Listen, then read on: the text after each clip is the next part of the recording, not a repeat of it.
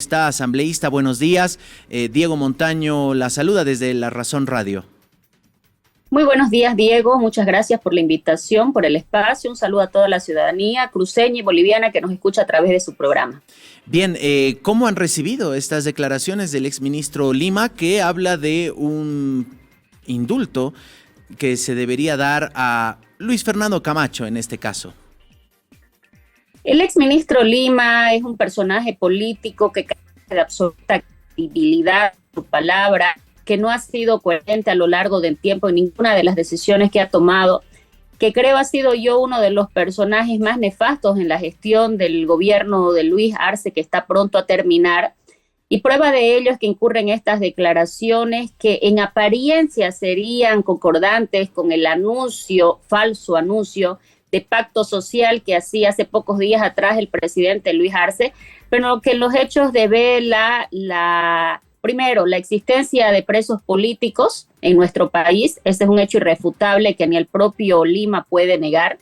Y en segundo lugar, el ministro Lima se falta de respeto a sí mismo, tomando en cuenta que ha sido él precisamente la mente malévola que ha digitado absolutamente todos los procesos y montajes judiciales que se han instaurado en contra particularmente del gobernador Luis Fernando Camacho, que a diferencia de Yanine Áñez y de Marco Antonio Pumari, gozaba de una condición especial, estaba investido de autoridad y de legitimidad al haber sido elegido por voto popular como gobernador del departamento de Santa Cruz. Primero, el ministro Lima no puede borrar con el codo lo que escribió con la mano. Él ha sido el autor intelectual de todas las persecuciones y encarcelamientos de los presos políticos en nuestro país. Y en segundo lugar, también debería explicar por qué motivo él, estando aún en función de ministro de Justicia, no hizo tal propuesta al presidente Luis Arce para que tal cometido sea alcanzado.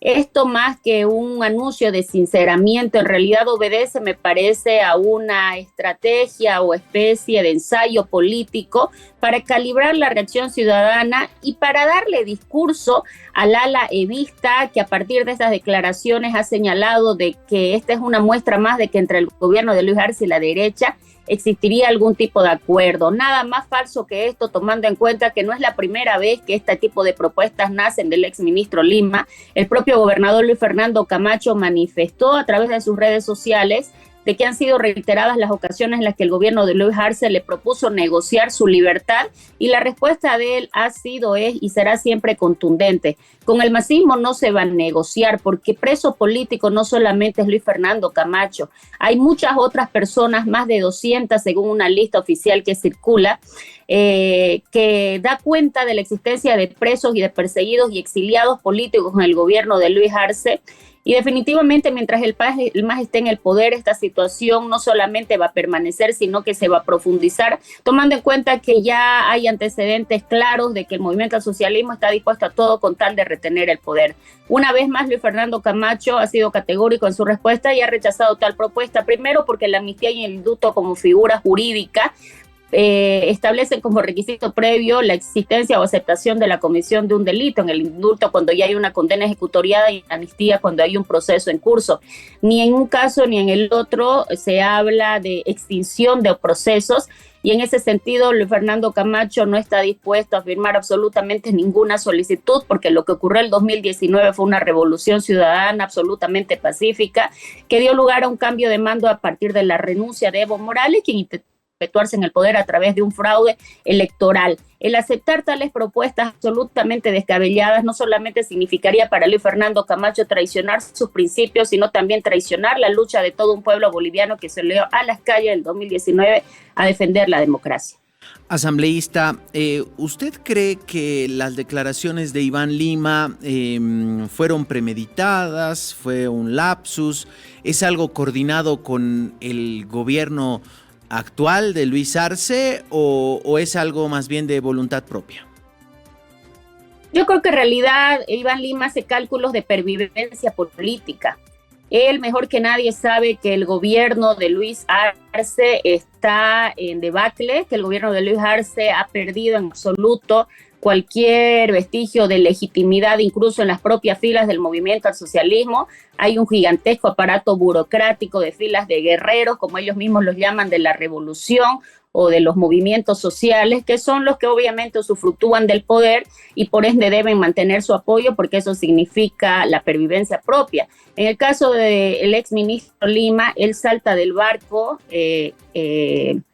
pocos días antes de que la crisis económica estalle, con hechos notorios en el país como la falta de combustible, la falta de gasolina, la falta de diésel, la inflación, el encarecimiento de productos básicos para el consumo diario, entre otros. Y creo que el exministro Lima pretende congraciarse con ambas alas del movimiento al socialismo. Primero, con el ala evista, dándole insumos para alimentar ese discurso de que entre la derecha y el gobierno de Luis Arce existiría algún tipo de acuerdo. Y segundo, también trata de darle cierto vestigio de verosimilitud a este discurso absolutamente cínico por parte de Luis Arce, que llamaría a un tipo de acuerdo, pacto social, en virtud del bicentenario próximo a celebrarse o a lamentarse en el país. Digo lamentarse porque Bolivia está peor que nunca. Bolivia está golpeada en su vida institucional, en su existencia democrática. Bolivia tiene presos políticos y con ellos en tal situación no se puede hablar de ningún tipo de reconciliación o de pacto social.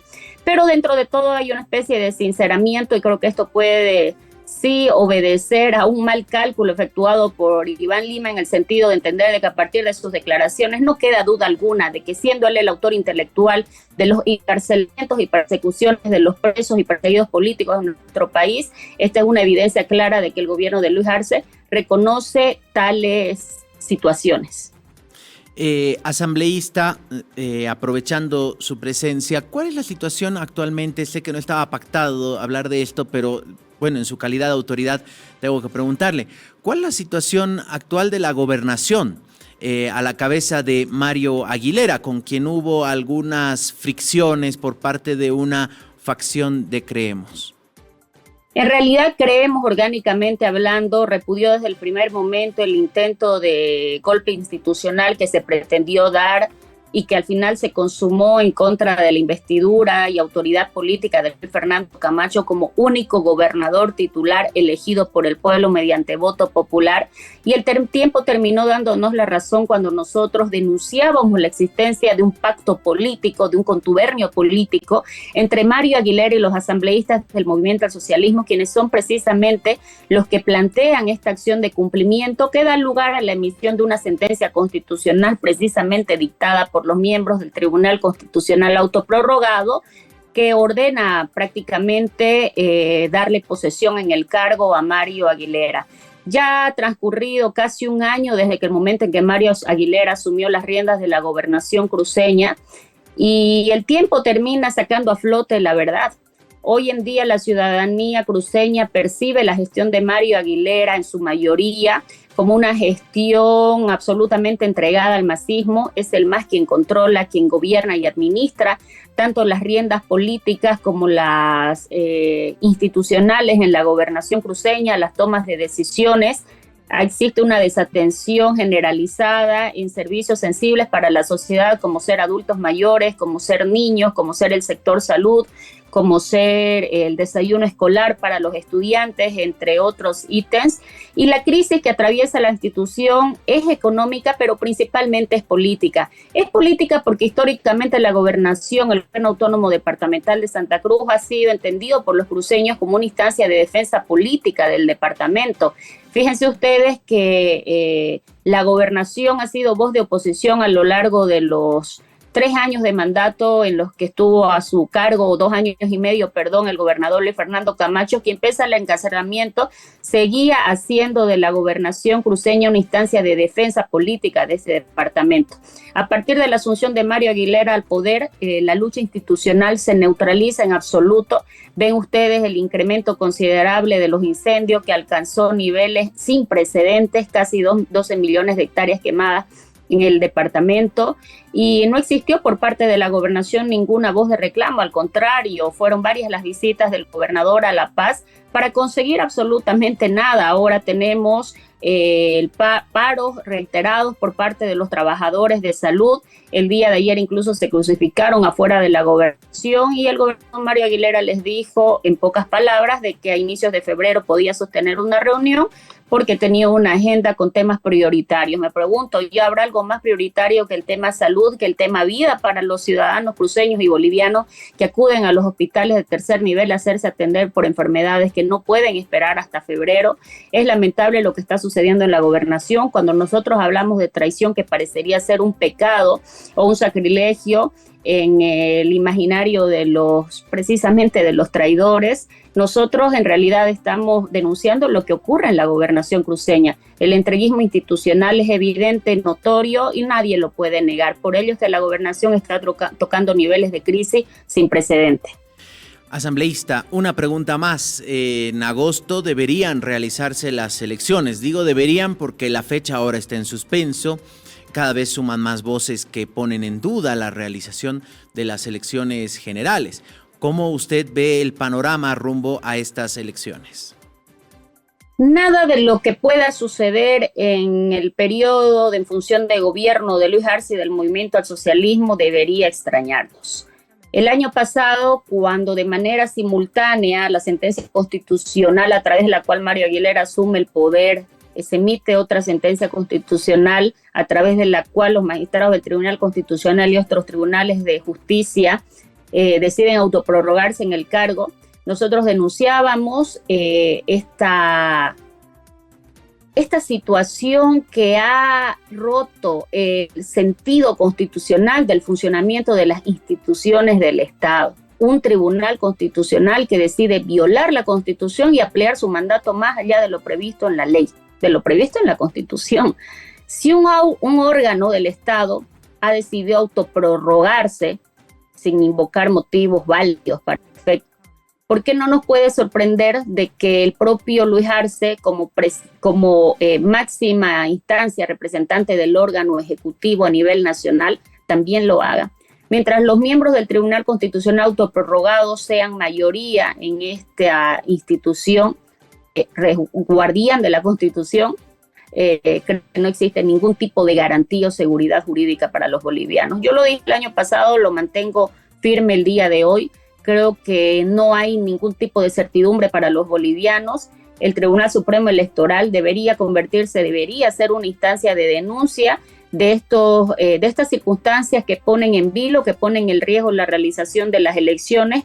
Pero si hablamos de precedentes jurídicos, es lamentablemente el hecho de tolerar que magistrados del Tribunal Constitucional se autoprorroguen, deja abierta la posibilidad de que cualquier otro órgano del Estado así lo haga, sin que esto signifique o implique que estoy aceptando la constitucionalidad de estos atroces actos que han golpeado fuertemente la vida institucional. Asambleísta, queremos agradecerle mucho este contacto, esperemos que no sea la última vez para también tomarle el pulso a lo que ocurre en el departamento de Santa Cruz. Muchas gracias. A su disposición, un saludo.